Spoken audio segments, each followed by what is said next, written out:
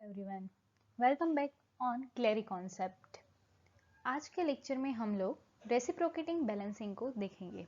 अभी तक हम लोगों ने रोटरी बैलेंसिंग के बारे में बात की। तो रेसिप्रोकेटिंग बैलेंसिंग क्या होता है और कब ये यूज कर सकते हैं उसके बारे में बात करते हैं। आप सभी ने नोटिस किया होगा कि एक कोई व्हीकल है, वो व्हीकल के अंदर इंजन रहता है और ये जो इंजन है उसका जो मेन पार्ट है जिसको बोलते हैं हम पिस्टन सिलेंडर अरेंजमेंट, और हम ये भी बोल सकते हैं उसको स्लाइडर क्रैंक मैकेनिज्म। तो ये जो मैकेनिज्म है वो कितना फोर्स प्रोड्यूस कर रही है, और ये भी हम बोल सकते हैं कि जब भी आपका व्हीकल चल रहा है वो समय पे इंजन के अंदर किस प्रकार की फोर्स प्रोड्यूस हो रही है। ये जो फोर्स प्रोड्यूस हो रही है वो क्या बैलेंस है या फिर अनबैलेंस है, और अनबैलेंस है तो उसको बैलेंस किया कैसे जाए।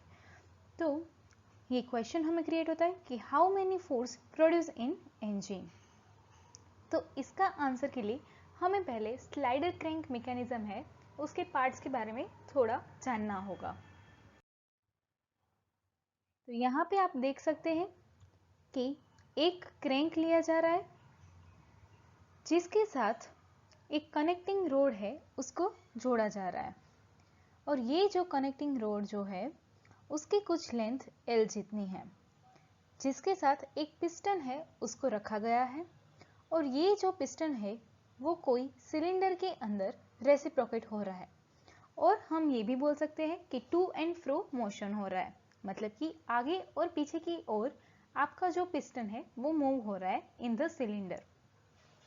तो यहाँ पे पहले हम देखते हैं कि जब भी आपका क्रैंक है वो क्लॉकवाइज डायरेक्शन में रन करेगा, उसकी वजह से जो फोर्स लग रहा है वो कनेक्टिंग रोड को लग रहा है, और उसकी वजह से ये पिस्टन जो है वो आगे की ओर मूव करेगा। तो यहाँ पे सारे डिवाइस जो है उसके नाम रखे हैं कि जिसको हम सिंपल कि स्लाइडर क्रैंक मैकेनिज्म है तो उसके अंदर कितने एलिमेंट्स है वो पता चल रहा है। तो यहाँ पे आप लोग उसका एनिमेट देख सकते हैं कि जब भी कोई क्रैंक है वो रोटेट हो रहा है, उसकी वजह से किस तरह से पिस्टन है वो आगे और पीछे की ओर मूव कर रहा है। पर सवाल ये उठता है कि जब कनेक्टिंग रोड के बारे में बात करें तो आप देख सकते हैं कि जो उसका एक पॉइंट है वो पॉइंट है रोटेट कर रहा है, जबकि दूसरा जो एंड उसका है वो क्या कर रहा है, रेसिप्रोकेट कर रहा है। मतलब कि एक तरफ से उसको जो फोर्स लग रहा है वो रोटरी मोशन में है, जबकि दूसरी तरफ से जो फोर्स लग रहा है ये फोर्स रेसिप्रोकेट में है। मतलब कि आपका जो कनेक्टिंग रोड है उसके ऊपर दो प्रकार की फोर्स लग रहे हैं। तो ये जो फोर्स लग रहा है उसकी वजह से आपका इंजन अनबैलेंस फोर्स क्रिएट कर सकता है मोशन की वजह से। तो इसको हम किस तरह से बैलेंस करें उसके बारे में बात रेसिप्रोकेटिंग बैलेंसिंग के में करेंगे। जब भी हम किसी मोशन के बारे में बात कर रहे हैं, कोई एलिमेंट है वो मोशन में है, तो हम एक तरीके से जानते हैं कि कहीं पे उसका फ्रिक्शन लग रहा होगा या किसी भी प्रकार का रेजिस्टेंस लग रहा होगा। तो ये जो रेजिस्टेंस है उसको हम मैकेनिक्स की लैंग्वेज में इनर्शिया बोलते हैं। तो जब आप लोगों को इनर्शिया की इफेक्ट पूरे स्लाइडर क्रैंक मैकेनिज्म में पता चल जाएगी कि उसकी वजह से कितना फोर्स प्रोड्यूस हो रहा है, तो आप बैलेंसिंग को इजीली कर सकते हैं। तो बैलेंसिंग स्टार्ट करने से पहले हम लोगों को इनर्शिया की जो इफेक्ट है उसको जानना ज़रूरी है। जैसे कि यहाँ पे आप देख सकते हैं क्रैंक और स्लाइडर है, और ये जो मैकेनिज्म पूरा है उसके अंदर मूविंग्स पार्ट जो बोलते हैं वो क्रैंक, कनेक्टिंग रोड और आपका पिस्टन है, जबकि आपका सिलेंडर है वो फिक्स रखा गया है। तो ये तीनों जो पार्ट है उसके ऊपर इनर्शिया का जो इफेक्ट हो रहा है उसको हमें स्टडी करना पड़ेगा, तो हमारी बैलेंसिंग जो है वो इजीली हम कर सकते हैं। तो ये जब क्रैंक आपका क्लॉकवाइज डायरेक्शन में रोटेट हो रहा है उसका फर्स्ट फिगर है। जब ये क्रैंक है वो हॉरिजॉन्टल पूरा हो जाता है, वो समय पे आप देख सकते हैं कि कनेक्टिंग रोड भी सेंटर लाइन है उसके साथ मैच हो जाती है, और पिस्टन जो है वो भी उसका एक्सटेंड मतलब कि मैक्सिमम वो जहाँ तक स्लाइड कर सकता है वहाँ तक पहुँच जाता है। तो मेनली यहाँ पे हमें फर्स्ट पिस्टन जो है उसकी वजह से जो इनर्शिया प्रोड्यूस हो रहा है उसके बारे में बात करते हैं, और नेक्स्ट लेक्चर में हम लोग क्रैंक और कनेक्टिंग रोड जो है उस पर प्रोड्यूस हो रहा इनर्शिया फोर्स के बारे में बात करेंगे। तो जब हम इनर्शिया फोर्स के बारे में बात कर रहे हैं तो आप सभी को पता है कि न्यूटन्स ने फाइंड किया था force is equal to mass into acceleration. तो हमें ये पहले फाइंड करना चाहिए कि पिस्टन है कितना एक्सेलरेशन क्रिएट कर रहा है, क्योंकि पिस्टन का मास आपको ऑलरेडी पता होगा। तो आप यहाँ पे देख सकते हैं कि कुछ x जितना डिस्टेंस है वो पिस्टन मूव हुआ है from the first figure to second figure. तो जब पिस्टन की डिस्प्लेसमेंट के बारे में बात कर रहे हैं तो यहाँ पे हमें x फाइंड करना है, तो हम ऐसे लिख सकते हैं कि x is equal to are plus l minus are cos alpha plus l cos alpha. तो यहाँ पे आप देख सकते हैं कि जब हम पूरा r प्लस एल है माइनस हम इसकी कोस की टर्मिनोलॉजी मतलब कि r कोस अल्फा और l कोस बीटा कर देंगे तो वो समय पे हमें x जो है डिस्प्लेसमेंट जो हुआ है वो मिल जाएगा। अब यहाँ पे आप देख सकते हैं कि जो इक्वेशन मिली है उसके अंदर कोस की टर्म में बीटा और अल्फा दोनों एंगल आ रहे हैं। तो जब भी हम लोगों को डिस्प्लेसमेंट से एक्सेलरेशन तक जाना है तो डिफरेंशिएट करना पड़ेगा, और ये जो डिफरेंशिएट करने के लिए हम किसके रिस्पेक्ट में करें ये हमें नहीं पता चल रहा है, क्योंकि यहाँ पे अल्फा एंगल भी है और बीटा एंगल भी है। तो मेकिंग द कैलकुलेशन सिंपल हम लोग अल्फा और बीटा किसी एक की टर्मिनोलॉजी में पूरे इक्वेशन को चेंज कर देते हैं। जैसे यहाँ पे आप लोग देख सकते हैं कि इसको हम इक्वेशन नंबर ए बोल देते हैं। अब हम लोग रिलेशन एक दूसरा यूज करते हैं जिससे हमें अल्फा और बीटा जो एंगल है उसके बीच का रिलेशन मिल जाए। तो यहाँ पे आप देख सकते हैं कि जब हम साइन अल्फा लिखेंगे तो कुछ यहाँ पे डिस्टेंस है, जैसे कि यहाँ पे आप देख सकते हैं कुछ y जितना डिस्टेंस है उसको लेते हैं, और ये जो y जितना डिस्टेंस है उसके लिए अल्फा की इक्वेशन लिखेंगे। तो sine alpha is equal to y by क्या हो जाएगा r, उसका क्रैंक का रेडियस, एंड जब हम यहाँ से लिखेंगे मतलब कि साइन बीटा के लिए तो भी क्या होगा, तो y बाई l हो जाएगा। अब हम y के रिस्पेक्ट में पूरी इक्वेशन को बना देते हैं तो होगा r sine alpha and y is equal to l sine beta. तो यहाँ पे आप देख सकते हैं कि जो आपकी टर्मिनोलॉजी थी y लेफ्ट हैंड साइड वो सेम है, जबकि राइट हैंड साइड है वो क्या हो रहा है, चेंज हो रहा है। तो राइट हैंड साइड को इक्वल करते हैं, तो r sine alpha is equal to l sine beta. तो यहाँ से हम साइन बीटा की एक इक्वेशन बना सकते हैं जिससे हमें बीटा और अल्फा के बीच का रिलेशन मिल गया। परंतु यहाँ पे आप देख सकते हैं कि हमें जो इक्वेशन मिली है वो साइन की टर्म्स में है, पर हमें जो इक्वेशन चाहिए वो किसके टर्म में चाहिए, कोस के टर्म में चाहिए। तो आप सभी ने इक्वेशन सुना होगा sine square theta plus cos square theta is equal to 1। तो वही इक्वेशन जो है उसका हम यूज करते हैं। तो cos beta square is equal to 1 minus sine beta square. तो यहाँ पे हमें उसकी वजह से एक इक्वेशन मिलेगी जो हो जाएगी 1 minus r by l square sine alpha square, जिसको हम लोग इक्वेशन नंबर सी बोल देते हैं।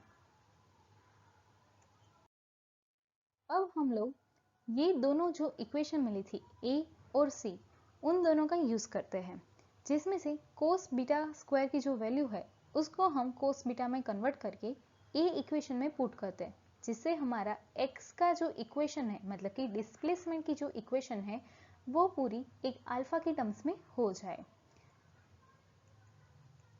तो x is equal to r common निकालने के बाद 1 minus cos alpha plus l यहाँ से कॉमन निकालने के बाद 1 माइनस कोस बीटा की जगह हम under root 1 minus r by l square sine alpha square को पुट करते हैं।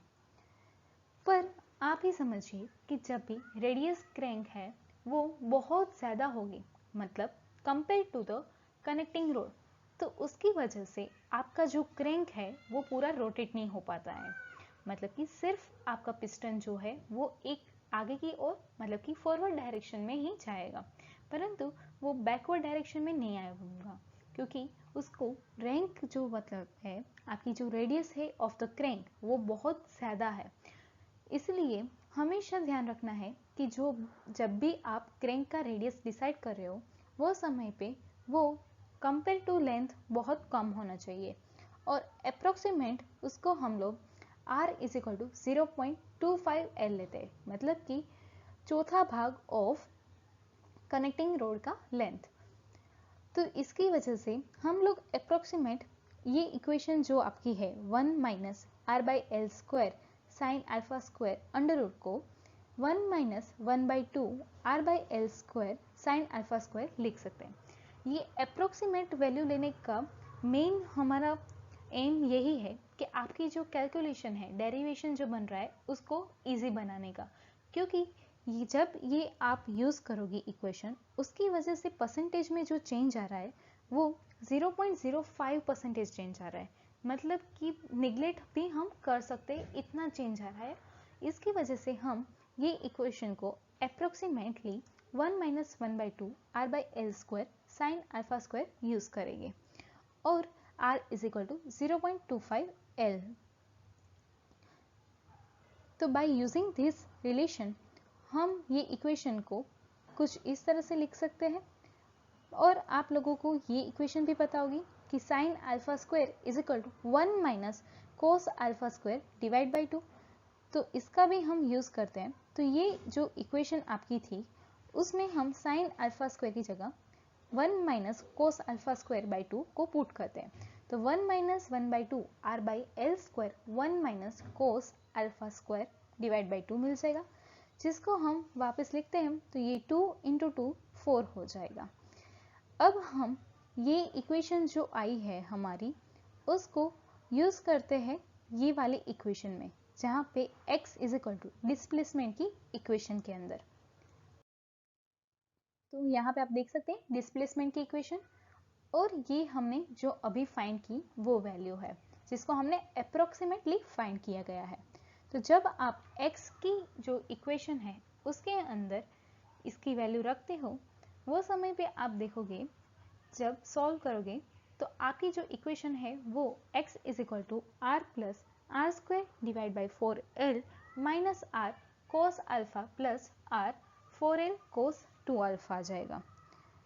अब यहाँ पे हम जानते हैं कि जो आपका थीटा होता है एंगल, उसका हम लोग ओमेगा इंटू टी लिख सकते हैं, क्योंकि रोटरी बैलेंसिंग की वजह से क्रिएट हो रहा है वहाँ पे, तो एंगुलर है एक तरीके से। तो जैसे हम लोग velocity is equal to displacement divide by time लिखते हैं, इसी तरह जब क्रैंक आपका रोटेट हो रहा है वो समय पे एंगल जो है उसको हम angular velocity omega is equal to theta जितना उसने डिस्प्लेसमेंट किया है डिवाइड बाय टाइम लिखते हैं। तो वही रिलेशन का हम यूज़ करते हैं, पर यहाँ पे आपका जो थीटा है उसकी जगह अल्फा का यूज़ किया गया है। तो अल्फा जितना भी हमें दिख रहा है ये इक्वेशन में, उसके अंदर अब हम ओमेगा इंटू टी को पुट करते हैं। तो x इज इक्वल टू, आप जब alpha is equal to omega t put करोगे तो आपकी इक्वेशन कुछ इस तरह से बन जाएगी। अब हम लोग डिफ्रेंशिएट करते हैं विथ रिस्पेक्ट टू टाइम, जिससे हमें डिस्प्लेसमेंट से वेलोसिटी मिलेगा, और जब हम वेलोसिटी को रिस्पेक्ट टू टाइम में डिफ्रेंशिएट करेंगे वो समय पे हम लोगों को एक्सेलरेशन मिलेगा। तो जब हम लोग ये इक्वेशन को with respect to time differentiate करते हैं तो जो फर्स्ट टर्म है हमारी r plus R square 4L वो 0 हो जाएगी, क्योंकि इसके अंदर कोई भी टाइम की टर्म नहीं है इसकी वजह से, जबकि कोस ओमेगा टी और plus r by 4L cos 2 omega T वो दोनों में टाइम की टर्म होने की वजह से वो साइन के अंदर कन्वर्ट हो जाएगी। अब ये जो आपकी इक्वेशन आई है वो इक्वेशन वेलोसिटी आई है, पर हम लोगों को इनर्शिया फोर्स फाइंड करने के लिए एक्सेलरेशन चाहिए। तो इसके लिए हम लोग इसको वापस डिफरेंशिएट करते हैं। तो जब आप लोग वापस डिफरेंशिएट करोगे वो समय पे आप लोगों को omega square r cos omega T plus omega square r by l cos 2 omega t जैसा कुछ इक्वेशन मिलेगा, जो इक्वेशन दर्शा रहा है कि ये एक्सेलरेशन है पिस्टन की वजह से प्रोड्यूस हुआ। और आप इसमें ओमेगा स्क्वायर आर और ओमेगा स्क्वायर आर दोनों टर्म की में होने की वजह से उसको हम कॉमन निकालते हैं, तो cos omega T plus cos 2 omega T divide by L मिल सकता है।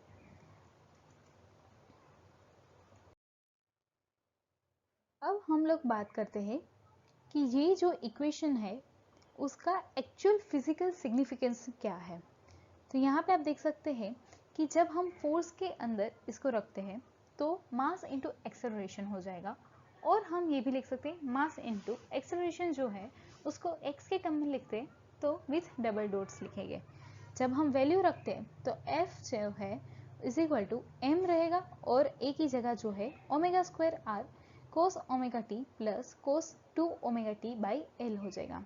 अब आप लोगों ने देखा होगा कि जब भी हम सेंट्रीफ्यूगल फोर्स प्रोड्यूस होता है कोई भी रोटरी चीज की वजह से, तो आपका इक्वेशन है वो एम आर ओमेगा स्क्वायर बन जाता है, मतलब कि सिर्फ ये टर्म होती है।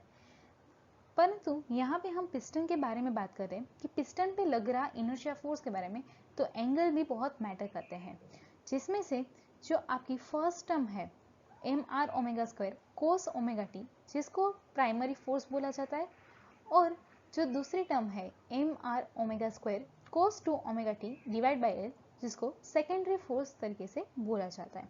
अब इसको प्राइमरी फोर्स और दूसरे को सेकेंडरी फोर्स क्यों बोला जाता है, इसको हम थोड़ा ग्राफिकल रिप्रेजेंट से समझते हैं। तो यहाँ पे आप लोग देख सकते हैं एक y एक्सिस लिया है जिस पे इनर्शिया फोर्स दिखा रहा है, और जबकि x एक्सिस है उस पे टाइम है वो दिखा रहा है जो सेकंड में है। यहाँ पे इनर्शिया फोर्स है उसकी कुछ वैल्यूज लिखी है, और यहाँ पे दूसरी टाइम्स की वैल्यू लिखी है जो सेकंड के अंदर है। अब यहाँ पे आप देख सकते हैं कि एक कर्व बन रहा है।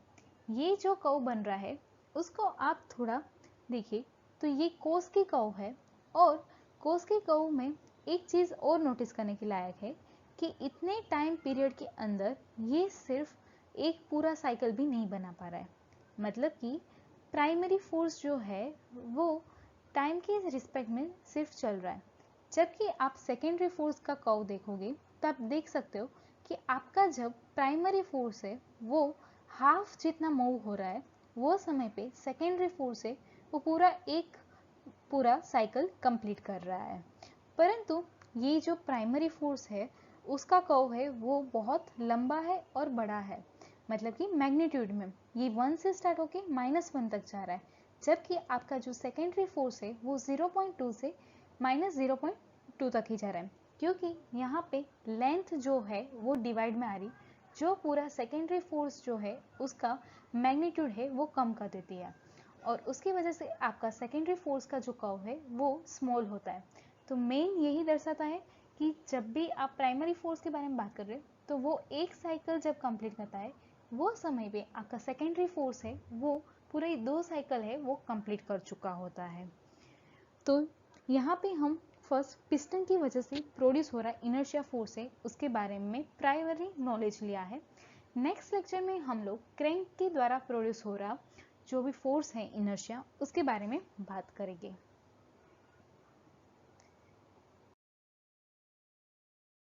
So I hope you like this video. Thank you everyone.